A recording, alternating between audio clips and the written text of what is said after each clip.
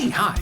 Welcome to Someone Else's Movie, the original podcast where an actor, writer, director, or nebulous industry figure gives a little love to a movie they didn't make. I'm Norm Wilner, I'm a programmer at TIFF now, and this is the other thing I do. My guest this week is Hamza Haq, an actor you might know from the CTV medical drama Transplant, which finished up its 4-season run earlier this year, or from his appearances in Viking, or Run This Town, or Mother, or a dozen other things. He can currently be seen co-starring with Amrit Kaur in Fawzia Mirza's wonderful The Queen of My Dreams, which is in theaters across Canada right now, and he'll next be seen opposite Anna Maguire in Kim Albright's unique romance With Love in a Major Organ, opening April 12th, after its Toronto premiere last week at the Canadian Film Fest. Why not see both films? Hamza picked Batman Begins, Christopher Nolan's 2005 reboot of the comic book character, which offered a more grounded version of the Caped Crusader, if such a thing is possible, following Christian Bale's determined but inexperienced Bruce Wayne on his first sortie into vigilantism, while trying to reconnect to his childhood friend Rachel Dawes, now an assistant DA trying to bring order to Gotham City in her own way.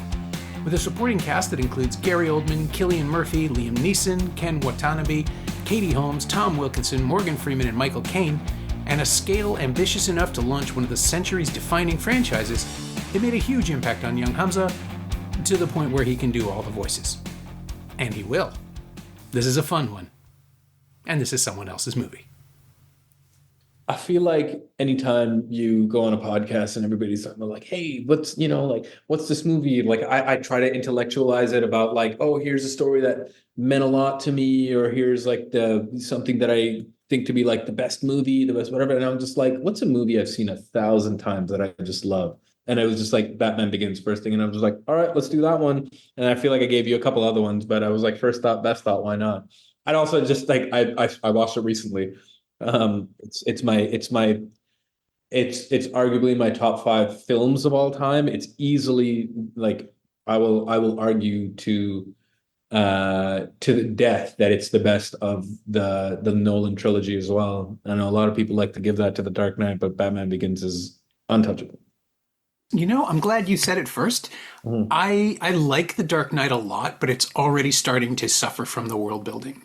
Like the creaking that needs to happen to get more than one villain in and to fit in all this other stuff. And then there's the just the fact that it's working against the reality that we know where Harvey Dent ends up. Yeah. Right? Like, because they've covered it in the previous movies. Like when they introduced Billy D. Williams in the Tim Burton Batman, it's like, oh, that's cool. When does this happen? And then he didn't get to do it. It had to be Tommy Lee Jones. Yeah. So with the speed that Nolan operates at, right? Like you kind of know it's going to get there in this movie. But Batman Begins has, not only does it have novelty to it, but it has the sense of discovery that all the other films just don't have, because we're learning this new Batman. We're being introduced to this sort of ground level version of the character. Yeah. I mean, I remember watching this movie, like it was in the theaters. I think it may have been 14. I think, yeah, it was 2005, right? Like, so yeah, I was 14 years old when Batman Begins came out. I skipped school. I skipped high school. I went and watched this in the theaters, and then I remember like I went with my buddy Martin Martinov, and we watched this movie, and then immediately after we went to our elementary school and got in trouble for just hanging out there because we just wanted to pay a visit to our drama teacher. And we got immediately stopped because there was a new principal who didn't recognize us. We don't know who you are and everything like that. I was just like, how could you not? We made the end of year movie. Like we felt like, I mean, we had very inflated opinions of ourselves. Some of us still do. And, but yeah, I remember watching that and I was just so tremendously moved. I was not a fan of the comic books because I'm only saying that I liked Batman.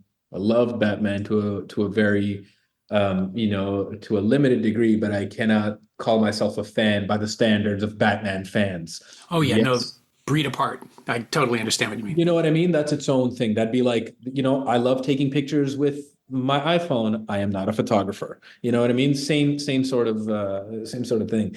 Do I have a tattoo of the Nolan trilogy Batman symbol? Yes, I do. Do I go to Comic-Con and dress up as, the Iron Bat? No, I don't. So yeah, when I look back at it and I watch it, you talk about world building.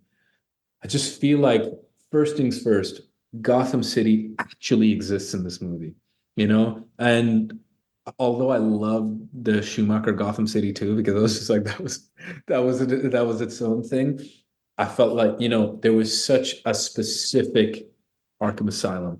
There was such a specific, like the Narrows that they did there, like at the end he goes like the Narrows is almost completely lost, Yeah. and all that kind of that focus and attention to detail didn't exist in the Dark Knight. It's just Chicago. You know what I mean? It's just they're just going through that. And in the center of the city, Wayne Tower and the subway line that goes through all of it, or sorry, the rail. It's not a subway. The LRT, yeah, the elevated Yeah, train. that goes through the entire city. You want to talk about putting in a lot of villains in it. People say that like, well, he was, Ra's al Ghul. I was just like, are you kidding? Ra's al Ghul's in it. Carmine Falcone, Scarecrow, even Victor Zsasz right at the beginning, he's in trial and he's stalking her. I just think it's so well done in the world creation, everything, that scene I mean, we'll get into it, but as far as world building is concerned, there is so much information that is had within the first like half an hour of this movie before he comes back from the dead. That's just I'm talking about Bruce Wayne, not Ra's al Ghul. That before he comes back, I just think it's so cool, and the definitive for me, it's a lot of people are going to go back. A lot of people are going to go Keaton, and as well they should. But for me, it was like Christian Bale is the definitive Bruce Wayne, and I think his approach to Bruce Wayne is why I love this Batman the most, because you care about Bruce Wayne, and you have to, as an audience member, I have to care about him if I'm going to care about Batman at all. I think that's an excellent way into it too. Pattinson gives us something different, which is that like his Bruce Wayne doesn't exist yet, or doesn't exist at all. Like he's just a shell. And Batman is the engine that drives this guy. I really like Bale because he is like he looks the part, he feels right as Bruce Wayne, and the thing that he does that I thought he was doing with the voice in the first one is that he doesn't know what Batman sounds like yet. Like he's figuring it out. Yeah. So it's just shouting. Yeah, and I mean, and I come from like just before Instagram, and you know what I mean, like 2005. It was all just getting started. So like, what was social media other than like guys meeting up at parties just quoting Batman for, you know what I mean, or Anchorman or whatever that was. That's all it was. So yeah, I thought he was just so good in terms of. There's that line where it was like the most Bruce Wayne moment where he talks about just like as a man, I'm corruptible, but as a symbol, I become something more, and then it goes into that, and then he talks about Michael Caine says, it's like those shares are worth quite a bit of money, you know what I mean, and he's just like, well. Glad I left everything to you then. And then Alfred goes, Michael Caine's Alfred goes, quite right. And you can borrow the Rolls if you like, just bring it back with a full tank. And I'm just like, that moment, that scene between them, I'm just like, we should do this in class, man. That scene is just so definitive in the sense that it really establishes their relationship, the sense of humor, their immaculate wealth. You know what I mean? It is such an efficiently written script that within, I mean, the runtime just over 2 hours, you really see an entire origin story to completion with him in the middle of being Batman fully. Even the teaser right at the end leaves a calling card and he fixed the thing. I'm just a huge fan. I think Gary Oldman is the perfect Jim Gordon, although like I think Jeffrey Wright gives him a run for his money. Like I love Jeffrey Wright as an actor, but I think for me, if you'll indulge me, my favorite anytime a director these days tells me just like, hey man, I know this is really wordy, you're making a meal of the words, just say it.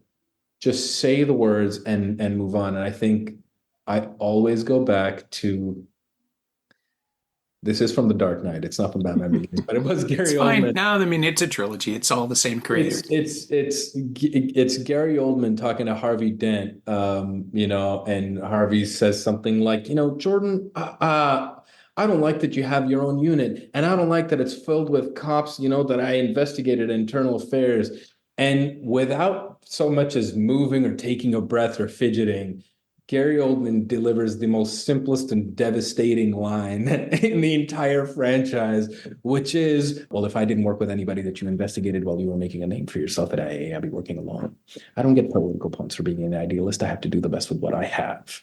And I'm just like, that is the perfect example of here's a lot of words, don't do anything with them. I go to that constantly. I steal that constantly. And I think his entire I gotta get me one of those when he sees a tumbler, like everything about that, he's just such an everyman that you believe wants something more for his city and for himself and everything, and he's living vicariously through Batman and is a fan like all of us. So I love that. I feel like I'm glad I picked this movie. There's not an inch of it that I can't talk about. Oh no, I'm delighted. For me, it was watching the birth of like it's the culmination of Nolan's career in a really strange way up until that point, in that it's a massive studio picture, which is dialogue heavy, concept heavy. He is basically making a Bond film. I mean, he keeps saying he'd never do one, but all of his action movies are Bond films. Like, this is somebody with an incredible retinue of gadgets and endless supply of equipment. He might as well be funded by the government, except that Wayne has more money than the government. Exactly, yeah. To the point of everything in the film being palpable, tactile. Like, when people get hurt, they feel it. They throw it to it in The Dark Knight Returns. There's that one scene where basically you're just a human bruise, and you shouldn't be doing any more. Or Dark Knight Rises, I always do that, where you just like your knees are shot, your legs I don't know what you've done to yourself, but you can't fight anymore, and so you just get this increasingly armored up Batman. And I get it, I understand it, but the thing about Bruce Wayne is he has to believe he's indestructible. He is taking hit after hit after hit, assuming he'll bounce back. Yeah. And when he's this young, there's something that Bale brings to it, fresh out of American Psycho, right? Like, he has this gimlet-eyed energy of absolute conviction. Mm-hmm. And it's why you understand how someone could conceivably, in something resembling the real world, become Batman. How someone could commit themselves to building a suit of armor and dress up as a bat and run around punching people because he can't shoot them, like, because he won't allow himself to kill them. Exactly, and Bale gives it an energy that I think Pattinson approaches it in a couple of shots, but the same way that, Jeffrey Wright's Commissioner Gordon is based on our understanding of Jim Gordon through Gary Oldman, right? Through the kindness that underpins that performance. Mm-hmm. And the weird tenderness that Gary Oldman brings to Jim Gordon, where he's exhausted and angry and short-tempered, but he's not a bad person, and he's constantly keeping himself in check. And that let me know that he is mentoring Batman without mentoring Batman, right? Like, he's the one who's setting the example. You hit the nail on the head, because my sister had never seen The Dark Knight Rises, so like up till recently, and we watched it together. And although The Dark Knight Rises has its flaws, I also went to see that in the theaters like 8 times, and the same thing. It was like, when it came out, it was just, you knew it was going to be the finale, so it was just like, it didn't matter what was, like, ultimately, like, it didn't matter what he was going to make. I'm gonna go watch this 1,000 times, but I am so moved at that little image of Batman Begins that they put in right at the end when Gordon asked him. He's just like, I never cared who you were. You know what I mean? Yeah. But you're a hero that people deserve to know. And then he says, a hero could be anyone, even a man putting his jacket over a young boy to let him know his world hasn't ended. And then it's that little clip of Detective Gordon, or just Officer Gordon at the time, putting his jacket over a freshly orphaned Bruce Wayne. And you realize, I was just like, oh, Gordon was Bruce Wayne's Batman the whole time. And it's just such especially in that scene, it's so, you know what I mean? There's the autopilot, there's a neutron bomb that's about to go off and everything like that. And you're just like, this was I think I cried in the theater every single time that thing happened, where I'm just like, this is a cinematic moment, and it wouldn't have happened if he didn't nail that right at the beginning of the movie, at beginning of that movie, puts his coat around him and says, "Hey, it's okay. It's okay." Just to be there for a kid who just lost his parents. I think, oh, I'm getting emotional right now just thinking about it. I think it's absolutely brilliant storytelling in that regard because yeah, it's my favorite part of The Dark Knight Rises, that, second and a half of Batman Begins that they play 3 hours into the movie. It's yeah, I just think it's brilliant. It gives me goosebumps the same way that, like in Lord of the Rings, Return of the King, when they said, "My friends, you bow to no one," and then there's the huge musical crescendo. Same Right. goosebumps every time, every single time. So yeah. Yeah, it's a film that rewards Batman Begins specifically, but I guess the whole cycle really does reward that level of not attention to detail, but consistency of character, right? Like it's Mhm. about the thing that nobody gives Nolan credit for actors. It's fascinating. You look back over an entire 25-year span of him making movies, God, almost 30 now with Following, and you see exceptional performance. Like he understood how to use DiCaprio's kind of obsessive quality in Inception. Mhm. He has so much fun with Bale and Jackman in The Prestige, which is not my favorite of his films because I think it's ultimately a little too pat in its design, and then you see him obsessively reworking design over and over and over again. Mhm. He can structure he can give a scene momentum like no one else. He barrels into these endings every time, and every one of his films, all three Batman, including the last one, somehow stop and keep you hurtling forward. Like, no, I want to know what else happens. There's more. There's got to Yeah, be they're more. brilliantly paced films. Yeah, yeah. I will say that The Prestige is, in my opinion, like the best movie of all time. Okay, Truly, it's on my list. It's the funny thing is, I don't even think it's. I think Batman Begins is Nolan's first best, picture. But I think I don't even know how that makes sense. But like, it's like objectively, I think The Prestige is a better film, but not oh, my but favorite. You know what I mean? yeah, Batman Um, Begins does it for you in a way that it did that, but if it's just like, well, which one's the better movie? I think The Prestige is a better movie. I also have a The Prestige tattoo. And wow, that's two Nolan films. I guess yeah, I'm you're not. going to just be covered in Nolan by the end of this. Yeah, There's like an exactly. Oppenheimer nuclear It's explosion on the just gonna shoulder. be Memento. I just realized You're it. working your way towards it. But yeah, like it's yeah, I watch that again. I probably watch that at least 2 to 3 times a year, and I'm like still either learning things or having different theories of it and everything. And I was just like, huh, this is really interesting. I'm just like, well, that notebook that he found, it's really just a diary between the two of them. And maybe that's the only way that they communicate. What if they don't actually talk to each other in person? They're actually just writing notes to each other, Fallon and Borden here. Mm. Interesting. I'm going to create this theory. And then the next time I watch it, I'm going to try to disprove that theory. You know what I mean? It's just, it keeps you going. It really does keep you going. But we're here to talk about, yeah, I think Cillian Murphy's Scarecrow is spectacular. So just clean and cruel in that Yeah. way. He This, gets this, the clinical side of the scientist, right? Like this guy wants to do this to see what happens. yeah, I don't actually. There's that one moment where he where he's dumping everything in into the pipes, and then he hears and he take off his mask and he's doing this weird like he's here, the Batman. You know what I mean? He does that thing, and I'm like, that's the only time where he actually feels insane. Where everything throughout it, I'm just like, this is just like a very seriously committed man, and I'm like, to you have to approach these insane characters with a level of humanity. I think otherwise they're caricatures. Which I think when you're making a caricature-heavy movie like Batman and Robin, Hmm. it works for that world. And again, I've read all the reviews. It says, "Oh, it killed the franchise" or whatever. And I'm just like, I liked it.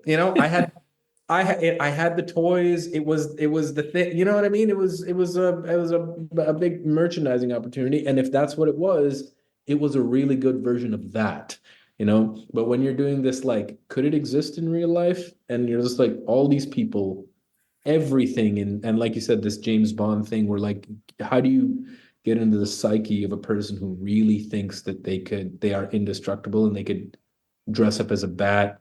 How do they justify that? How do they go about making it happen? Like, to really approach it from a human perspective. I remember, like, I think the reason I love it so much is because I'm like, believe it.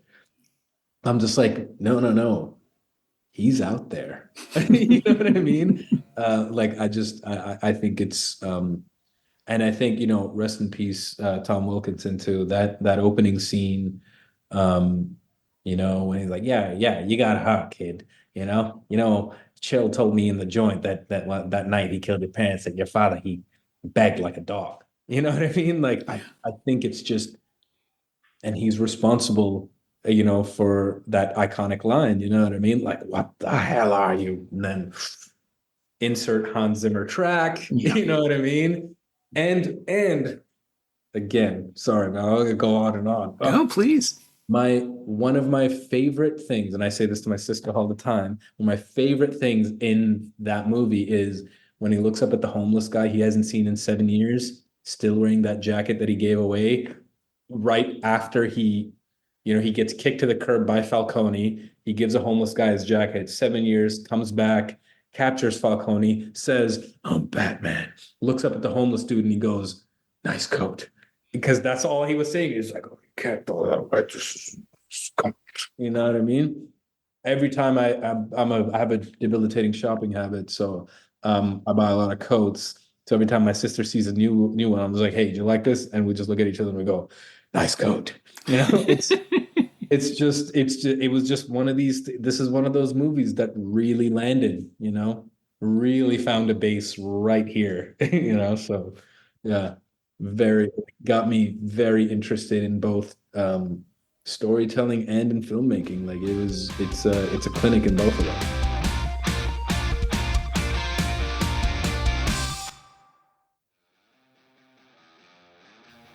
Hey, it's Norm, interrupting my own show to bring you up to speed on Shiny Things, my newsletter about physical media, culture, and the odd streaming project. Last week, I wrote about the new imprint editions of Mountains of the Moon, Face to Face, The Dresser, and Lenny, and Shout Studios' 4K release of the American Ring movies, with Arrow's 4K disc of the original Dark Water as a chaser. Sign up for a 14-day free trial at shiny-things.ghost.io, or find a link at the Semcast Blue Sky account. You like reading about movies? I like writing about them. Come check it out.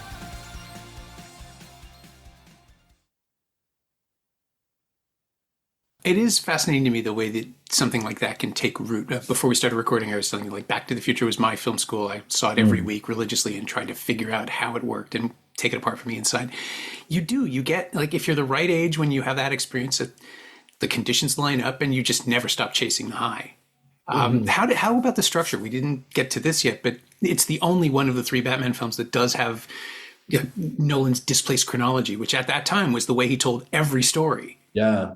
Did that play for you? I mean, did it work? Was it an enticement for you? Yeah, like this. I guess it must be, because when he plays with that structure again in Dark Knight Rises, it's another one of those things, because I love a good throwback or a callback or anything like that, in that sense, where I think it's written very cleverly and intelligently, and that's why I love The Prestige as well. Like, I think that whole game that he plays is so, it keeps me so engaged, because he famously gives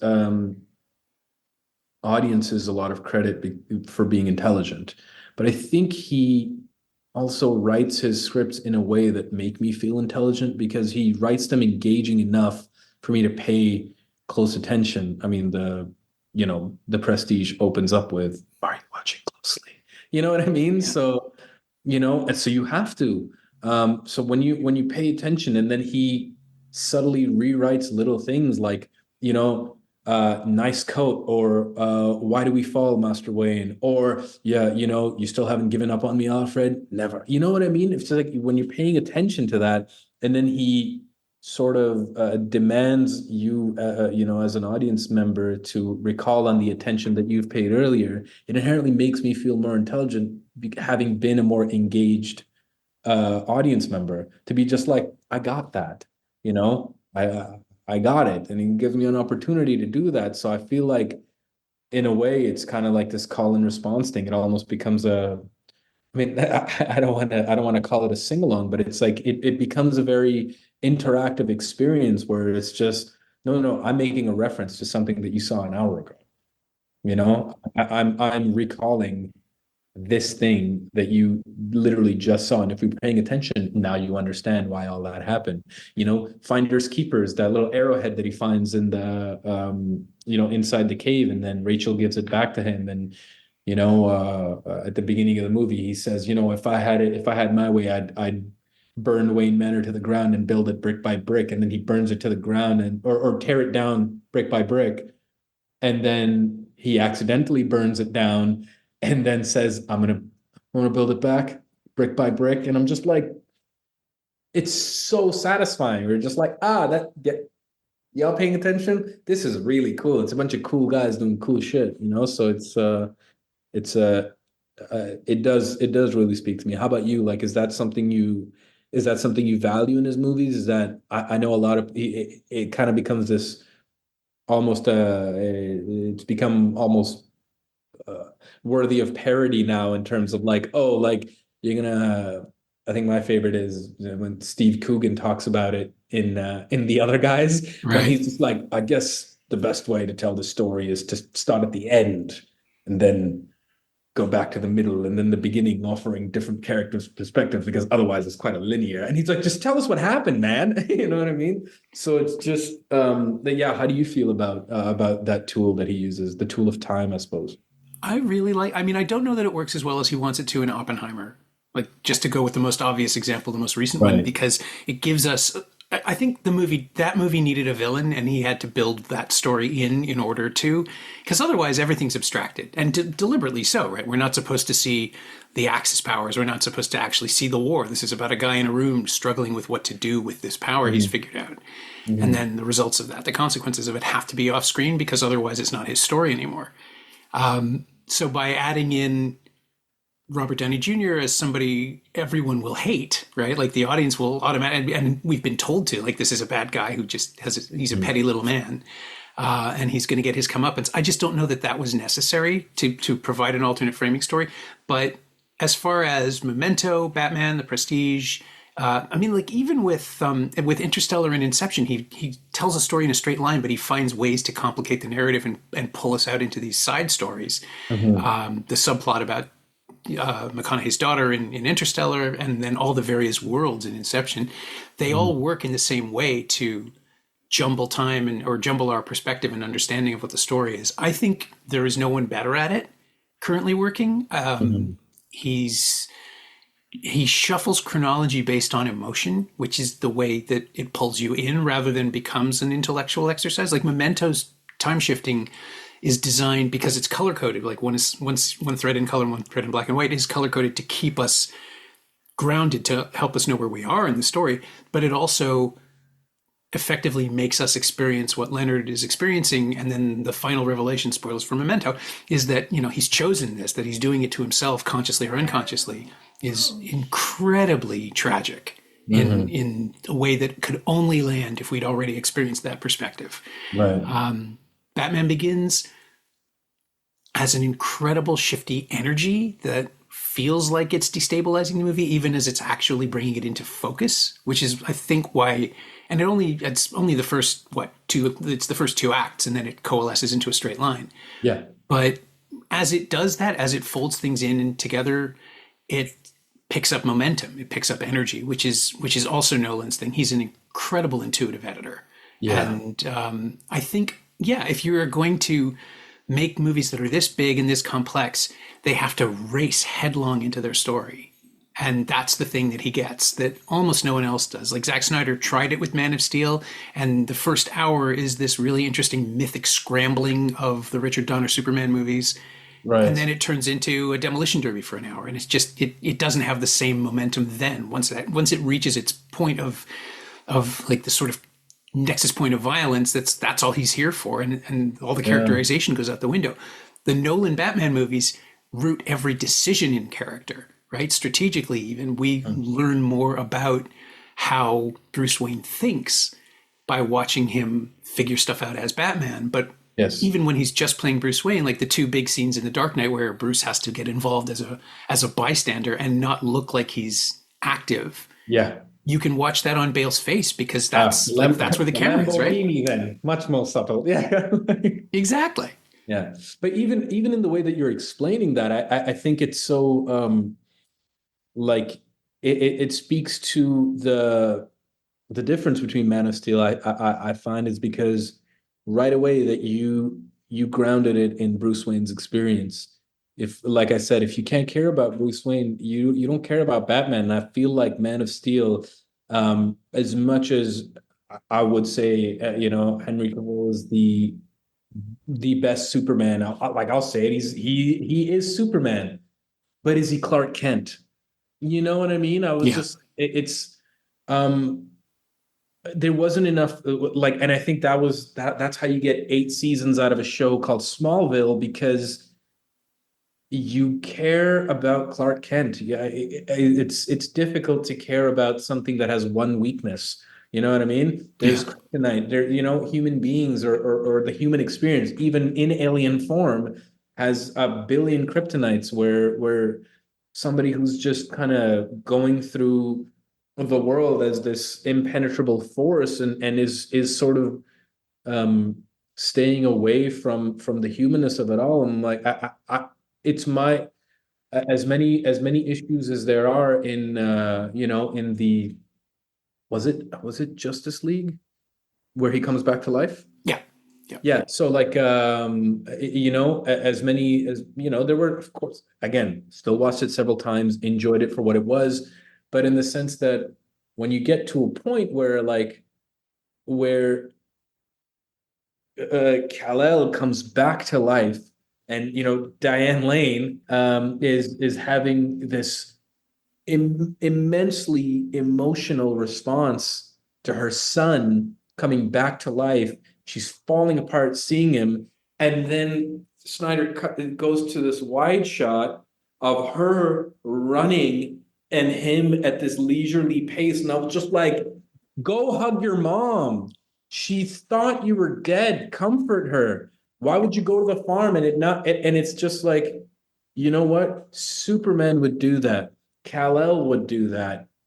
And it's like his acceptance of his alienness. When I'm just like, I come to watch. We love Iron Man because of Tony Stark. I would love for Clark to have broken down, to have seen his mother again, if and only if to allow Martha Kent the permission to lose it as much as she wanted to. That to me was just that is where I was just like, okay, cool. This movie is for my entertainment, and I'm not given permission to feel something here because everybody in here is holding it back except for Diane Lane in that scene. So it was just, and again, I understand there were production things, there were editing things, there were so many fingers in the pie in that. So this is not a comment on anybody's performance or anybody's decisions or whatever, but I was just like, that's what that moment did for me.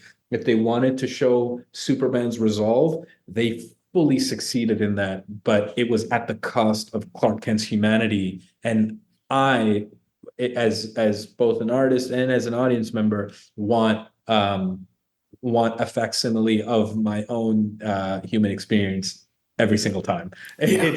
It's selfish, and it's selfish to want that from a superhero movie, but I'm just like, it's what I've demanded. It's why the MCU for a time was, like the most like coveted thing to watch in the cinemas, because you see these people falling apart, dealing with extraordinary circumstances, not these extraordinary people dealing with human circumstances, Yeah, I think the biggest problem with Man of Steel and the general Snyder perception of Superman is that it sees Superman as a god, and that's where that's Snyder's point of entry, right? Like they're all about power fantasies for good or ill, mostly recently ill, I think, just because he's just become increasingly locked into this thing. Mm. But yeah, the most interesting thing about Superman is that he suffers from, like, he is the original case of imposter syndrome. He knows he's not human, and that's all he wants to be. And Mhm. so Clark is the heart of that character. And if you aren't that interested in Clark Kent, like to the Yeah, point of, it's glossed over in that series, and I'm like, how do you build around somebody who isn't interested in wanting to be here? yeah, I remember seeing the end of Man of Steel, like when Clark just shows up wearing glasses for the first time in the entire movie, and it's like, well, why is he doing that? Like Mhm. you need to condition him from birth to hide things. I mean, Yeah. there was a comic book 15 years ago, maybe, Mm. that just pointed out that the reason he wears the glasses is because his eyes are a slightly unreal shade of blue because he's not human. And so the glasses just sort of work against that and distract people from them. And it's like, that is the greatest throwaway line. And it took somebody 80 years to figure that out about the mythology, Mhm. because it is dumb that a pair of glasses is all it takes. Like Christopher Reeve could do a full physical performance and like hunch himself over and shift his Yeah. body. And Cavill just wasn't given that. But he's a really interesting Superman. I think he Yeah. understands the character better than the movies do. Yeah, yeah, that exactly. Like you can see all the internal work that he's putting in there, but it's just like, okay, cool. Every time that internal needs a valve release and or release valve rather, and I think Clark serves as that all that internal stuff because Superman, with the exception of Kryptonite, he cannot be vulnerable. Clark can only be vulnerable, and I just think it's just it wasn't, you know, Lois Lane is, I feel like, was the thing that grounds him to that humanness, but then it's like, well, then largely the only female character in this entire, series, or in this movie particularly, Martha and whatever, it's just like you are serving to humanize Superman as opposed to being your own individual characters, where it was just like, no, I need him to take responsibility for his humanity, not his love for you or his desire for you or how he takes care of you to be a representation of what that humanity is or that desire to. And here we are talking about Man of Steel. You know Well, what I it, mean? it gets us to Batman. Yeah. It gets us back around to the Snyder concept of Batman and Affleck, who I thought also could have been a really fun Batman, but never got the chance. Like there's that. I thought he was. I thought he was a great Bruce Wayne, especially later on. Like, you know what I mean? Who's kind of Yeah. like been through it all, done it all, doesn't mind cracking a few spines, being just like, listen, spent my first couple of years trying to do this. That scene in Batman versus Superman where he comes in, he's branding people. I'm just like, this is the deranged Batman that we need, because like, again, if you go to the human approach that Nolan has in Batman Begins, to explore the opposite end of that spectrum, to be just like, here's a guy who's trying to do it practically and he's doing this, versus here's somebody who has the same goal, but his approach is through revenge and anger, and he kind of loses his grips with reality by believing his own, Yeah. Yeah. fantasism, by believing It's, his own legend that he's created. it's mission creep. Yeah. It's It, exactly what it is. it's I think I think it's very interesting, and he's the most accurate, like, mirror image of Batman the animated series. He looks exactly That's like the right. guy. You know what I mean? Yeah. Yeah. And he has an energy. There's that the only scene I like in that first Suicide Squad movie is the way Affleck delivers the throwaway line to Smith, saying, "I don't want to do this in front of your kid," which, Mhm. like that tells you at least that he's in touch with the He's got humanity and the it. trauma.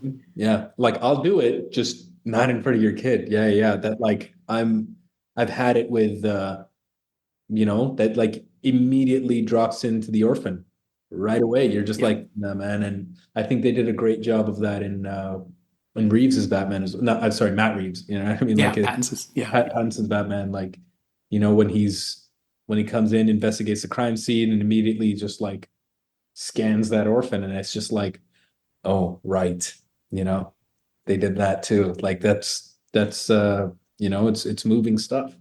Yeah. And I think that's the other reason too that Nolan films are so respected, is that they capture everything that everybody wants from Batman, but they Mhm. still build it into a consistent, recognizable aesthetic that works for the character, invents a new mode of superhero. Like, I don't think the Marvel universe exists without Batman Begins. I think that's the template rather than X-Men, which was sort of hugely successful, but still sort of fantastical in a way that just doesn't connect to the real world audience. Like, those movies were hits, but they weren't monsters because I don't think they penetrated beyond the fan base, or at least beyond the fan base and their friends. Like, they didn't have the level of, I guess, relatability. It's such a dumb, flattened word that has no meaning anymore. But yeah, but to make Iron Man relatable and interesting when this guy was like a third tier Marvel character before that first movie, and then you cast Downey and you get it all because it's exactly what the role needs.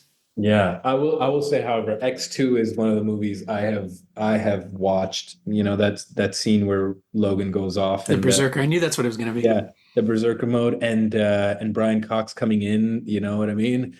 My, Wolverine, you know, you haven't aged one bit.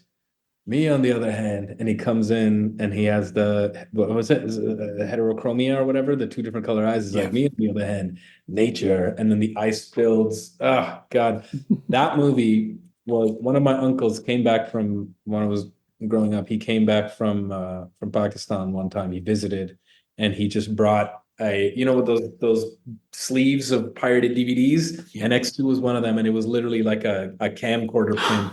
And I still have it, still watch it. That's one of those movies where I was just like, I think if X3 had that same level of, even that level of relatability, the franchise could have been something altogether different, like altogether. So it was. I think you're absolutely right about Batman Begins doing that for comic book movies in general. I think the Wesley Snipes Blades had elements of that up until, I love Trinity as well. Like, I really did. I mean, you're allowed to. It's fun. I'm a wrestling fan. Triple H is in it. Come on, you know what I mean? Like, but yeah, like that, to approach it with a level of darkness and that, dark humor and everything. I think they found the best balance of it, because you're working with a writer and director who's used to writing more, dramatic film, and then you bring in all these world-class, like Academy Award nominated actors to do this thing, and you're left with, Batman Begins. Yeah, no, it's better than the sum of its parts. I mean, it's that's not fair. The parts are pretty great, but the parts are great. Yeah, it's like, yeah. But there is something transcendent. I mean, I saw it on the Wednesday before it opened. It was a sneak preview screening. Yeah. Press get invited to those, and it played incredibly well. And then we all went outside, and the Batmobile was parked there. Oh God, get out of here! People lost their minds, as you can imagine. That's something. That's really, really something. I'll get goosebumps just thinking about it. Could you imagine? Yeah, I actually did my review. I shot a review for the Movie Network, I guess it was, or Rogers Cable, that was doing like freelance TV stuff, and they let me sit through the sunroof, stand up, perched, and deliver the review with a microphone in my hand. And there's a picture of it, and no one believes that there was nothing under there. Like, it was just foam rubber and one seat, right? Because it would be. Yeah, it's a prop. And everybody's like, did you get to touch all the buttons? Like, there are no buttons. You saw an insert shot. That's not how this works. Yeah, exactly. Like, they didn't build out the thing up until The Dark Knight Rises, when they had the money to do it, when they needed 3 tumblers that Bane's army was driving around. So yeah, man. Well, thanks so much for inviting me to talk about this. I feel so Jones I'm definitely watching Batman Begins tonight. Oh, my pleasure. I usually end on the question of whether or not there's anything from the movie that you've borrowed or lifted or homaged or stolen, but you've been talking about it this whole time, also doing every voice, I should point out, except for we didn't even get to talk about Kitty Holmes, which is a shame, because I don't blame her for that. It's just the movie doesn't know what to do with that character yet. Yeah, absolutely. I would have loved to see her come back. Again, I think Maggie Gyllenhaal did a great job, and it's a daunting thing to step into a different character, especially in a sequel and everything. I've read about it. I'm just like, yeah, it's definitely not her fault. I would have loved to see her come back as Rachel. I think it would have hurt even more, to lose her afterwards. But yeah, as far as what I've borrowed from that movie, like, so much. Like I'm sure like if I ever get to say, does it come in black in a movie, or so much of um actually immediately after I watched that movie, I stole something from it, which was where I think Rutger Hauer has this line about I'm merging your department with archives and I'm firing you. Didn't you get the memo? And at the end of that, and it's like, oh yes, but he saw it fit to give me another job. Yours. Didn't you get the memo? You know what I mean? Morgan Freeman says that to him. And then when I told you I went to school and this new principal was just like, hey, who are you guys? And everything like that. And the new principal was just like, it was just like, now because of safety regulation, I mean, this was a different time. So because of safety, all returning students have to come in, sign in, get a visitor's pass. And I don't know if Mr. Grasso, I think we were going to visit him because he helped us make this end of year movie. He's like, I don't think Wilfred got the memo. So anyway, and then I like literally I took off my glasses and went, didn't you get the memo? Like I did it immediately. So it was, he obviously thought I was making fun of him, but it was, I think 14-year-old Hamza had a bit more confidence in his haircut than I would. I'd be a bit more PC about that. Yeah. No, it was the right line at the right time. Yeah, I thought exactly. You know what I mean? So yeah. Cool. My thanks to Hamza Haq, who you can see right now in theaters across Canada in Fawzia Mirza's lovely The Queen of My Dreams, and then on April 12th in Kim Albright's charming With Love and a Major Organ. Thanks also to Ingrid Hamilton and Adriana Lee. They know what they did. You can find Hamza on Instagram at Hamza Haq, all one word, HMZLHQ, and you can find Batman Begins on 4K, Blu-ray, and DVD from Warner Home Entertainment. It's also streaming on Netflix and Crave in Canada and Hulu and Max in the US, and available to rent or buy on various VOD services. You can find me on Blue Sky at Norm Wilner, and you can find this podcast there at Semcast, SEMcast, and on the web at someoneelsesmovie.com. The first year of the show is still available for just $20 at payhip.com/Semcast. That's the first 52 episodes of Someone Else's Movie, 44 of which aren't currently available anywhere else. And check out my newsletter, Shiny Things, at shiny-things.ghost.io. I think you'll enjoy it. Our theme song is by The Last Year. If you like it, or the show in general, please say so. Leave a review wherever you've been listening. Every little bit helps, it truly does. And check out the other shows on the Frequency Podcast Network while you're doing that. Stay safe, watch movies, wear a mask if you go out, get the new booster when you can. I'll see you next week.